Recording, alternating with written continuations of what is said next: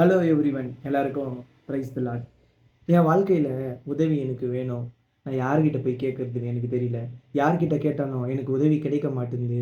யார்கிட்டனா கேட்டால் என்னுடைய கடன்களுக்கு கடனாக கேட்டால் யாருன்னா என்னை எப்படி நினைப்பாங்கன்னு தெரியல அப்படின்னு நினச்சிட்டு இருக்கீங்களா?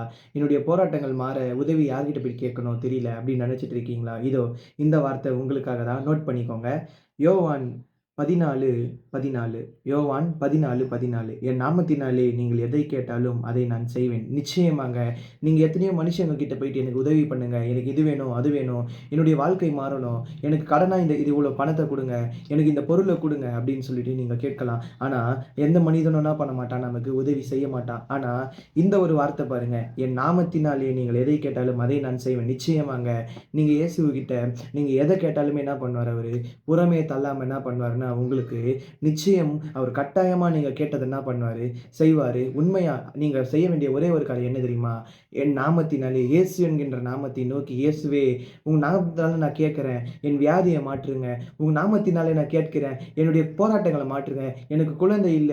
உங்க நாமத்தினாலே நான் கேட்கிறேன். எனக்கு நல்ல ஒரு கர்ப்பத்தின் கனிய குடுங்க. என் வாழ்க்கையில வெறுமையா இருக்கிற எல்லா காரியங்களும் நீக்கி என்ன நிறைவா நிரப்புங்க அப்படின்னு சொல்லிட்டு நீங்க கேட்டீங்கன்னா, இயேசுவானவர் நிச்சயமா என்ன பண்ணுவார்ன்னா, உங்களுக்கு அவர் நாமத்தினாலே நீங்கள் எல்லாவற்றையும் கேட்கும்போது, அந்த நாமம் வந்து என்ன பண்ணும்னா உங்களுக்கு உதவி செய்யும். நிச்சயமா அத கேட்டு நீங்க என்ன பண்ணுங்க, ஆசீர்வாதத்த பெற்றுக்கொள்ளுங்க. நம்ம இன்னொரு ஒரு வீடியோல நாம நோக்கி உங்கள பார்க்கலாம். அதுவரைக்கும் உங்க எல்லாரிடமும் விடை பெறுவது உங்கள் நான். பாய்.